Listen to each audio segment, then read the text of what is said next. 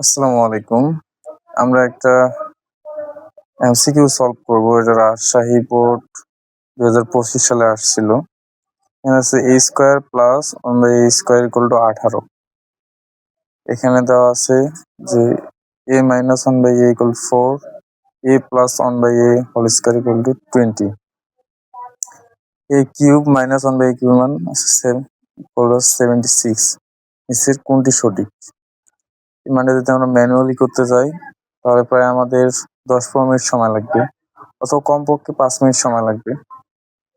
যদি আমরা ক্যালকুলেটর মাধ্যমে করি, যে আমাদের 100 mS, এটা সবার কাছে আছে মোটামুটি।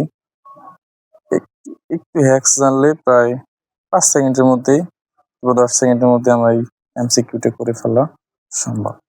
প্রথম থেকে দেখি প্রসেসটা কি। প্রথমে আমরা এক্স এর মান বের করে নিব, তারপর এক্স এর মান দিয়ে বাকি মানগুলো বের করব। এখানে দেওয়া আছে a square minus 1/a square equal to 18, কিন্তু আমাদের ক্যালকুলেটরে এ ফাংশন নাই। এই ফাংশনের জায়গায় আমরা এক্স ফাংশন নিয়ে কাজ করব। প্রথমে আমরা করব সেটিং এ শিফট চেপে ক্লিয়ার করব। অন করার পরে শিফট বাটন প্রেস করে ক্লিয়ার করব। ওয়াল ক্লিয়ার 3 দিব, দিয়ে প্রথমে আগে ক্লিয়ার করে নেব। এবার প্রথম কাজ, এখানে আছে a square plus 1/a square equal to 18, তাই না? আমাদের যেহেতু এখানে a স্কয়ার নাই, সেক্ষেত্রে এর পরিবর্তে আমরা কি ব্যবহার করব? এক্স ব্যবহার করব। এখানে এক্স তোমরা হয়তো অনেকে তুলতে পারো ক্যালকুলেটরে, আর যারা পারো না প্রথমে দেখবা যে এখানে তোমাদের আলফা আছে। এই আলফা প্রেস করার পরে দেখবা যে এখানে ব্র্যাকেটের এখানে প্রেস করবো, তাহলে এক্স আসবে। এটাই আমাদের এ। এখানে আছে তোমাদের স্কোয়ার দেওয়া, সো স্কোয়ার দিবা প্লাস 1 ডিভাইডেড a স্কোয়ার আছে, তাই না? 1 ডিভাইডেড a স্কোয়ার থাকার কারণে আমরা এটা কিভাবে দিব? 1 তুলবা, প্রথমে 1 ডিভাইডেড ভাগ দিবা, আর এক্স স্কোয়ার। আর সেম নিয়মে আলফা সাব্বা, আলফা প্রেস করার পরে এক্স উঠাইবা, এক্স উঠার পরে স্কোয়ার দিবা, সমান দিবা কোথা থেকে? যে আলফা আছে, আলফা প্রেস করে ক্যালকে প্রেস করবো, তাহলে আমরা সমান চিহ্ন পাবো। এবার 18 দেওয়া আছে, মানে 18 তুলবা, 18 তোলা শেষ। এই পর্যন্ত কাজ মোটামুটি শেষ। এরপর আমাদের যেটা কাজ, এটা খুবই গুরুত্বপূর্ণ, এটা না হলে আমরা এক্স এর মান বের করতে পারবো না। সবাই মনোযোগ করে নিবা। প্রথমে শিফট ক্যালক 1, তারপরে সমান। তুমি কি করব? শিফট ক্যালক 1 চাপবো, তারপরে সমান। আবার শিফট আর ক্যালক চাপলে আমরা এক্স এর মানটা পাবো। প্রথম থেকে আবার বলি, প্রথম কি করতে হবে? এরপর তোলার পরে শিফট ক্যালক দেওয়ার পরে 1 চাপবো, 1 চাপার পরে সমান দিব, দিয়ে আবার শিফট ক্যালক চাপলে আমরা এক্স এর মানটা পাবো।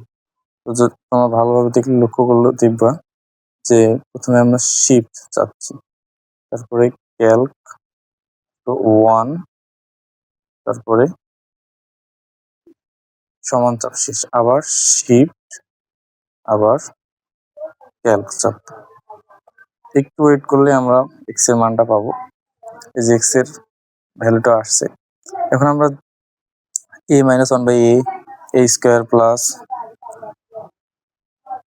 1/a square a to the power 5 plus 1/a to the power 5 যে কোনো মান আমরা বের করতে পারি। এখন প্রথমটা বের করি, a মাইনাস 1/a, তাই না? প্রথমে যেভাবে আছে এভাবে থাকবে। তুমি এর জায়গায় এক্স তুলবা, আলফা দিবা, আবার এক্স মাইনাস 1 ভাগ, আবার শিফট চাইবা, এক্স তুলবা, শেষ। এবার ইকুয়াল প্রেস করব, দেখবো যে মান চলে আসছে, এক্স এর মান 4। এক্স মাইনাস 1/x এর মান হচ্ছে 4। দেখো তাহলে প্রথমটা ঠিক আছে, পরেরটা চেক করি। আর কিছু করতে হবে না, আবার সেম করবো, যে ব্র্যাকেট দিবা, ব্র্যাকেট, আবার এক্স তুলবা, এক্স প্লাস 1 ভাগ, আবার তুলবা এক্স, ব্র্যাকেট দিয়ে এবার স্কোয়ার 20 আসছে, তার মানে আমাদের দ্বিতীয় মানটাও সঠিক আছে। পরবর্তীতে দেখবো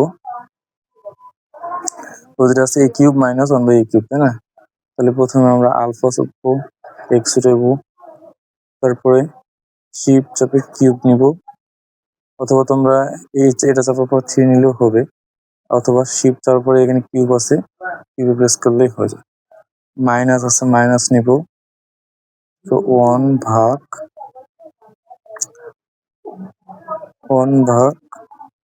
আবার এক্স নিব, এক্স, আর শিফট চাপা কিউব নিব, তাহলে আমরা মান পাবো 76।